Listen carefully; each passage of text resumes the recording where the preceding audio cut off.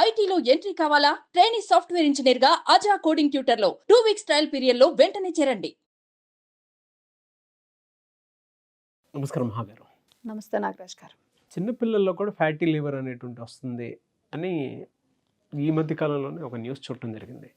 అది ఎలా ఫామ్ అవుతుంది, పేరెంట్స్ దాన్ని ఎలా గుర్తించాలి, ఎందుకు ఫామ్ అవుతుంది? ఎందుకంటే పిల్లల్లో ఆల్కహాల్ అడిక్షన్ ఏమి ఉండదు. అవును. బట్ ఇది వినటానికి కూడా చాలా భయంకరం. అలాంటిది ఒకటి ఉంది పిల్లల్లో కూడా అంటే ప్రతి ఒక్క పేరెంట్ తెలుసుకోవాల్సినటువంటి అవసరం ఉంది. యాజ్ అ హోలిస్టిక్ న్యూట్రిషనిస్ట్ మీరేం చెప్తారు? ఫ్యాటీ లివర్ పిల్లల్లో వస్తుందన్నది తల్లిదండ్రులకి ఎంత షాకింగ్గా ఉంటుందంటే, మనం ఎప్పుడు వినలేదు, మనకి అలాంటి అలవాటులు ఏమీ లేవు కదా, అలాంటి అలవాటులు అంటే ఎలాంటివి అన్నది ఫస్ట్ గుర్తించాలి. ఫస్ట్ మెయిన్ రీజన్ పిల్లల్లోకి వచ్చేది ఒబేసిటీ వల్ల వస్తుంది, రేర్గా ఎక్కడో మెటబాలిక్ కండిషన్స్ వల్ల వస్తుంది.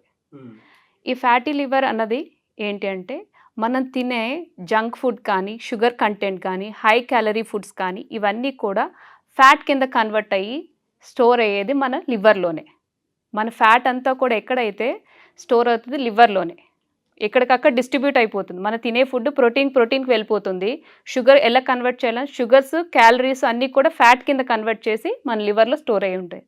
ఇది ఎక్కువ కన్జప్షన్ అయిపోయేటప్పటికి లివర్ అన్నది చాలా పెద్దగా అయిపోతుంది, ఎన్లార్జ్ అయిపోయి దాని కెపాసిటీకి మించి పెద్దది అయిపోయినప్పుడు దాని ఫంక్షనింగ్ లో అయిపోతుంది. ఇదంతా ఎందుకు అవుతుంది అంటే, ఇక్కడ ఫుడ్ అండ్ నెక్స్ట్ వెయిట్ ఎప్పుడైతే ఎక్కువ పెరుగుతుందో దాని పనితీరు అన్నది చాలా తక్కువ అయిపోతుంది. ఇవి గమనించాలి. ఎలా గమనించాలి? పిల్లలు వెయిట్ పుటాన్ అయిపోతున్నారు, వాళ్ళకు వయసుకు తగ్గ ఎక్కువ వెయిట్ ఉంటే, ఫిజికల్ యాక్టివిటీ లేనప్పుడు, ఇప్పుడున్న స్కూల్స్ కానీ ఇప్పుడున్న అట్మాస్ఫియర్స్ కానీ ఏదైనా ఫిజికల్ యాక్టివిటీ అన్నది నిల్.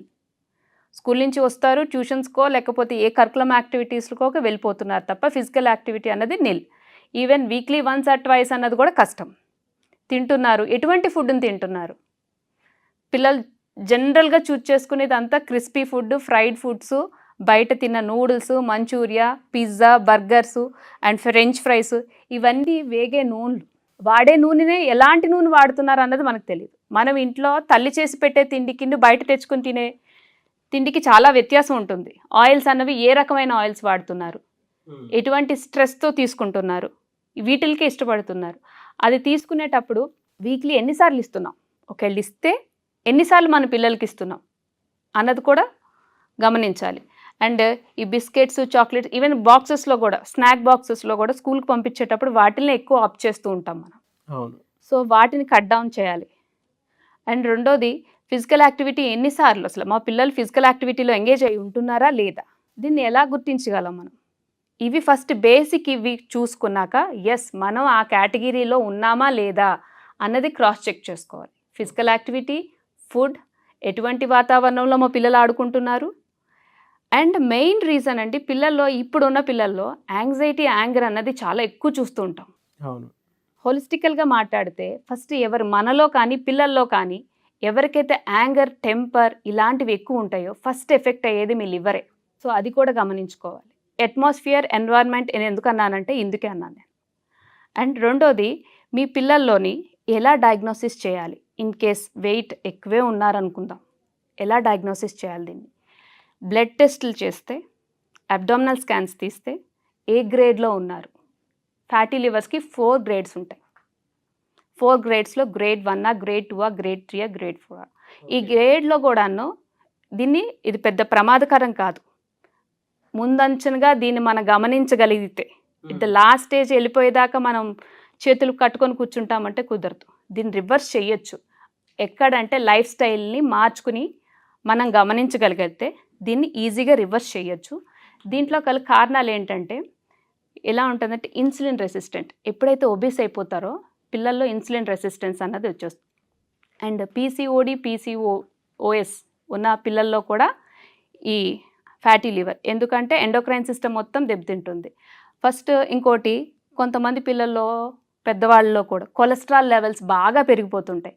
వాళ్ళు చేసే ఫస్ట్ థింగ్ ఏంటి అంటే ఫ్యాట్ కట్ చేయడం, అంటే నూనెల వాడకం తగ్గించేస్తాము, డీప్ ఫ్రైడ్ ఐటమ్స్ తగ్గించేస్తాము, ఇవన్నీ తగ్గించేస్తున్నా కూడా మా కొలెస్ట్రాల్ లెవెల్స్ కిందకి రావట్లేదు అని అంటే, అక్కడ కట్ చేయాల్సింది నూనె కాదు, మన లివర్ సరిగ్గా పనిచేస్తుందా లేదా అన్నది గమనించాలి. మీ వైటమిన్ డి లెవెల్స్ కరెక్ట్గా ఉంటే మీ లివర్ కరెక్ట్గా ఉన్నట్టు. మీ లివర్ ఎప్పుడైతే కరెక్ట్గా ఉన్నదో మీ కొలెస్ట్రాల్ లెవెల్స్ కరెక్ట్గా ఉంటాయి. ట్రైగ్లిజరైడ్ లెవెల్స్, ఎల్డిఎల్ ఇవన్నీ పెరిగిపోతున్నాయి మాకు, మేము ఎన్ని దానికి ట్యాబ్లెట్స్ కూడా వాడతారు. ట్యాబ్లెట్స్ కంటే ముందు మన లైఫ్ స్టైల్ చేంజెస్ ఏంటి అన్నది గమనించకుండా ట్యాబ్లెట్స్ మీద డిపెండ్ అవ్వడం సెకండరీ. బట్ ప్రైమరీగా మన లైఫ్ స్టైల్ చేంజెస్ ఏం చేసుకుంటున్నాం అన్నది గమనించాలి. అండ్ రెండోది, ఇన్సులిన్ రెసిస్టెన్స్ అయిపోయింది, తర్వాత పీసీఓడి ఉన్న పిల్లల్లోని, ఒబేసిటీ ఉన్న పిల్లల్లోని, అండ్ నెక్స్ట్ ఫిజికల్ యాక్టివిటీస్కి ఎవరైతే ఎక్కువ ఎంగేజ్ అవ్వరో ఆ పిల్లల్లోని మనం ఎక్కువగా చూస్తుంటాం. ఎందుకంటే స్కూల్లో ఉండేది స్టడీ టైం ఎక్కువ, ప్లేయింగ్ టైం కన్నా స్టడీ టైమే ఎక్కువ. బట్ మన ఆరోగ్యం మనకు కావాలనుకునేటప్పుడు where there is a will there is a way. మన ఆరోగ్యం కావాలనుకునేటప్పుడు అట్లీస్ట్ మనం ఉన్న దాంట్లో టైంని మనం అడ్జస్ట్ చేసుకుని ఫిజికల్ యాక్టివిటీని పిల్లల్ని ఎంగేజ్ చేయగలిగి ఉండాలి. అర్లీ డిటెక్షన్ ఎలా అండి? మీరు ఇందాకనదే ఒబేసిటీ అనండి దీనికి ప్రధాన కారణం ఒబేసిటీ. ఎందుకంటే చెప్పాను కదా, మన పిల్లలకి జంగ్ ఇస్తే ఎన్నిసార్లు ఇస్తున్నాము, ఫిజికల్ యాక్టివిటీ ఎన్నిసార్లు చేసుకుంటున్నాము. అండ్ దీంట్లో ఫస్ట్ వచ్చేసి మీకు కొన్ని సిమ్టమ్స్ ఇక్కడ రేర్గా కనబడతాయి. అబ్డామినల్ పెయిన్ అంటారు, ఊరికనే కళ్ళు తిరుగుతున్నాయని చెప్తారు, వామిటింగ్స్, అలాంటి వామిటింగ్స్ ఎక్కడో రేర్గా అవుతాయి. అబ్డామినల్ పెయిన్ అన్నది మాత్రం మీకు చెప్తూ ఉంటారు. ఇది అండర్ డాక్టర్ గైడెన్స్తోనే మీకు తెలుస్తుంది. థ్యాంక్ యూ అండి, థ్యాంక్ యూ సో మచ్ మహా గారు. చాలామంది మీ దగ్గర అంటే పిల్లలకు సంబంధించినటువంటి ఫుడ్ సైకాలజీ మీదే, అంటే మా పిల్లవాడు తినట్లేదనో, లేదంటే మా పిల్లవాడు ఎక్కువగా తినే ఫుడ్కి సంబంధించినటువంటి ఇంట్రెస్ట్ చూపించట్లేదనో రకరకాలుగా ఉంటుంది. హోలిస్టిక్ న్యూట్రిషన్ అప్రోచ్ ఖచ్చితంగా కావాలనుకుంటున్న పేరెంట్స్ ఉంటారు. మిమ్మల్ని అప్రోచ్ అవ్వాలంటే ప్రాసెస్ ఏంటి? కింద స్క్రోల్ అవుతున్న నెంబర్ వాట్సాప్ కాంటాక్ట్ చేస్తే వీఆర్ రెడీ టు హెల్ప్ అండి. మా టీం రెడీగా ఉంటుంది. ఎటువంటి type 1 diabetes, PCOD or any wait issues in children కానీ ఇవన్నీ హెల్ప్ చేయడానికి. చాలా ఈ డిసీజెస్ అన్ని లైఫ్ స్టైల్ డిజార్డర్స్, ఏ డిసీజెస్ అయినా రివర్సిబుల్ అవుతాయండి. థ్యాంక్ యూ అండి, థ్యాంక్ యూ సో మచ్ మహా గారు.